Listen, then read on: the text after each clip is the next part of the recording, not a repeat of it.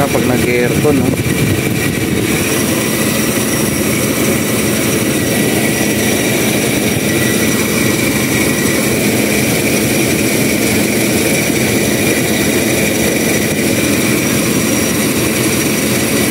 Aircon.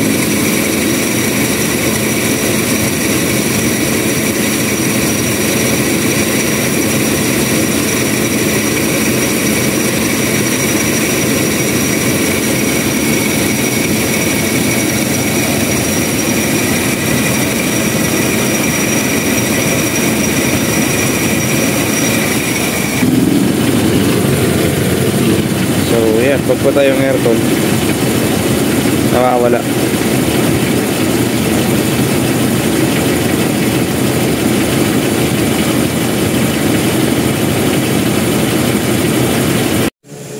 What up guys? Good morning. Ito na, dito na magkakaalaman yung ginawa natin kahapon.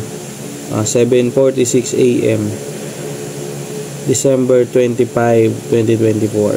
Tara, tignan na natin kung okay talaga yung ginawa natin.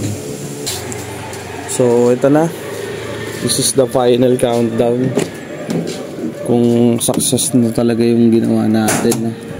Ito yung part 2 ng review doon sa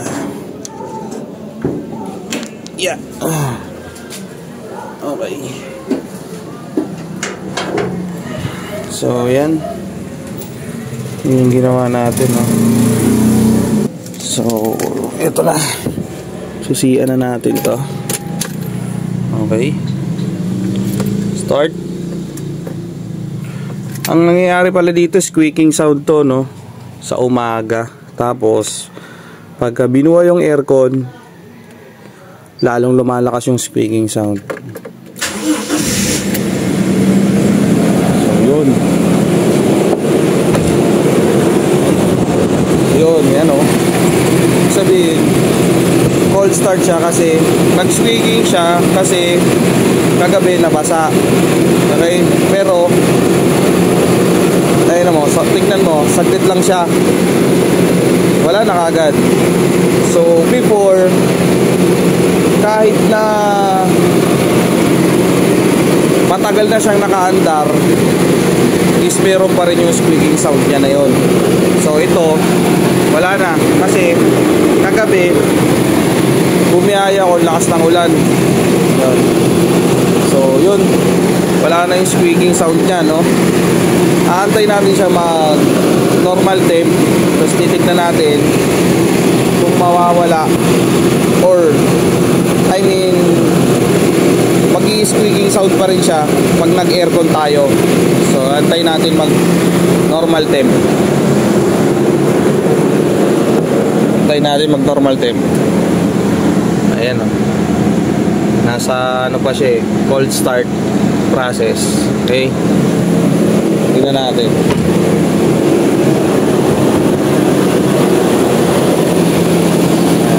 Cold start. Sobrang pino na ng tunog, oh. Alright. Yan. Ito yung pinalitan natin. Yan, bearing nito. Yan, bearing yan. Tsaka nirepack natin yung bearing nung tensioner ng yun, aircon. Yan.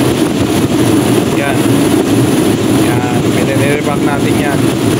Tapos to, pinalitan natin yung bearing yan, tensioner, bearing ng power steering. Tapos pinalitan natin yung mga belt.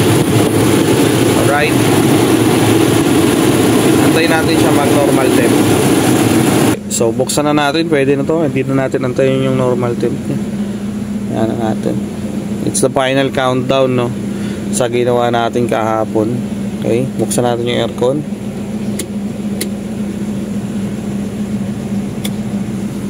So ito na, final.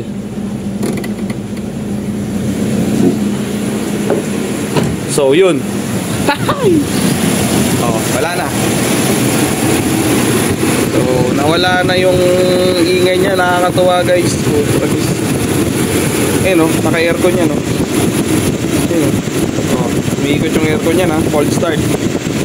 So, problem solved na ako dito. Okay, yan. Problem solved. Ayun o, umiikot yan o. Naka-aircon yan.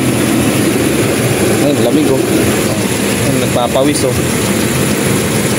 Grabe, nakakatuwa. So, nag-inquire ako nito sa aircon shop.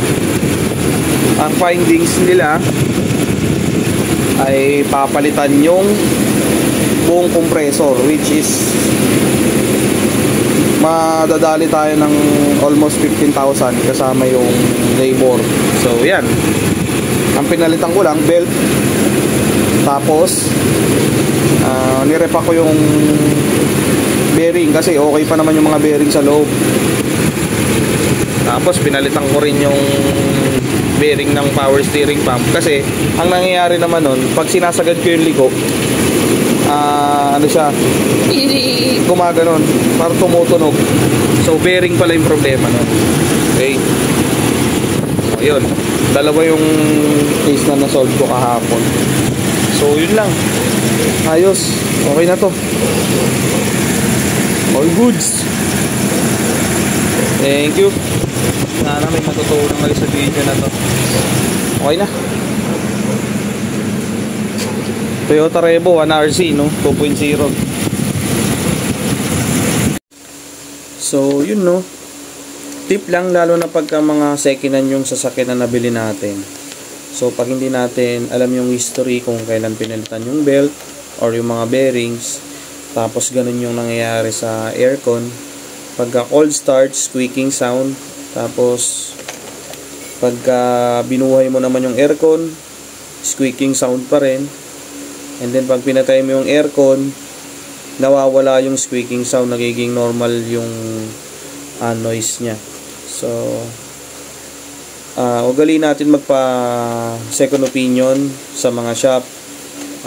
Tapos kung ano yung findings, kung ano yung pinakamaraming findings ay kung ano yung mas lamang na findings na sinabi nila sa inyo, dun kayo mag-focus kasi malamang sa malamang dun yung sira or ayun yung sira. Ako kasi anong nangyari sa akin, nagtanong ako sa mga aircon shop nito. So ang sabi sa akin nung unang aircon shop ay papalitan yung buong compressor kasi ano na matanda na yung compressor, stuck pa yung compressor 20 years na yung compressor ng sasakyan no. So nagtry ako sa iba, and then yung isang napagtanungan ko medyo helpful siya, mabait yung shop na yun. Ang sabi sa akin, tignan ko muna yung yung belt tapos yung mga bearing. So yun, binuksan ko kahapon, sa awa ng Diyos naging okay na siya. Until today wala na yung squeaking sound niya pag cold start no. So yun lang, sana makatulong tong video na to para sa mga katulad kong budgetarian sa maintenance ng sasakyan. Pero wisely ano lang yun, wisely good.